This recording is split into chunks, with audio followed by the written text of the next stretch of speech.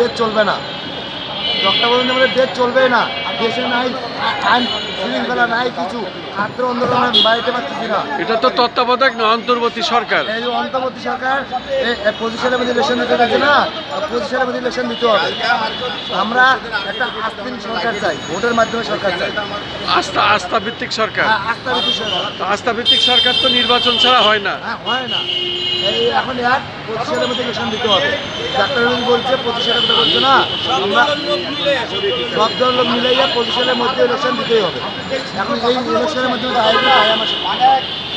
এখন এখন সুবিধা কি হচ্ছে আর অসুবিধা কি হচ্ছে? মানে এই ডাক্তার থাকাতে কোনো মানে একটা সার্টিও কোনো ভর্তি নাই, আইন শৃঙ্খলা বাহিনী যে কোনো বাহিনী, রাত্রে অন্ধকার যাত্রী কেউ গাড়িতেও পারছে না। আমরা গাড়িতে আমাদের জীবনের নিরাপত্তা নাই। শুধু দর্শক, আমি একজন রিক্সা চালক, তার সাথে আমি কথা বলছি। এই জাতীয় প্রেস ক্লাবের সামনে দাঁড়িয়ে সে তার অভিমত প্রকাশ করছে এবং সে তার ব্যক্তি স্বাধীনতা প্রকাশ করছে। আপনার নাম পরিচয় দিয়ে আরেকবার বলুন।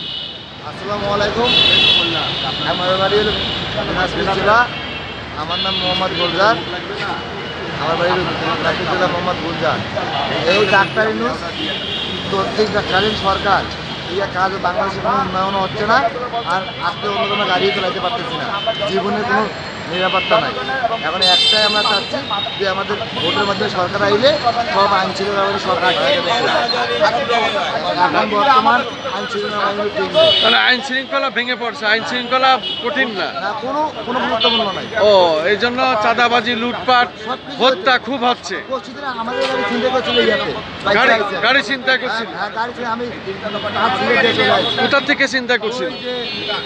তোমার ওয়ারি ওয়ারি ওয়ারি থেকে রিক্সা চিন্তা করছিল। হ্যাঁ, ইসকা আজ বাজে একটা কারা চিন্তা করছিল? যাত্রী লয়ে আছে আমারে, আজ একটার সময় নিয়ে যায় আমার ঠেকাইয়া, আমার কাছে একটা গাড়ি দিচ্ছে, আমি কী করি পিকআপের তার ধীরে ধীরে গাড়ি নিয়ে ধীরে দিয়ে ভাইগা আছে, চিল্লা আছে যখন পাবলিক উঠে গাড়ি নিয়ে যেতে পারে না।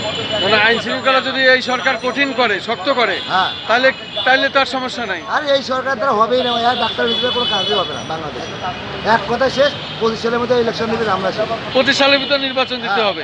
এখন এই ভোটের মাধ্যমে যাই এসে আসে, যেমন না সে আসুক। আচ্ছা, ওই যদি থাকে না, মানে একটা ভোটের সরকারের ক্ষমতা আলাদা, আর তৎকালীন সরকারের ক্ষমতা আলাদা। এই তৎকালীন সরকার কেউ মাখে না, আর ভোটের সরকারকে সবাই মাখে।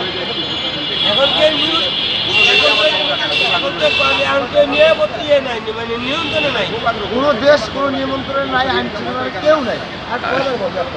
আচ্ছা, ঠিক আছে, অনেক অনেক ধন্যবাদ। ডাক্তার ইউনূসকে বলে দেন 25 সালের মধ্যে ইলেকশন না দিলে আন্দোলন তো আবার মাঠে নামবে। আচ্ছা, আবার নামবে, আন্দোলন মাঠে নামবে 25 সালের মধ্যে ইলেকশন না দিলে ডাক্তার ইউনূস।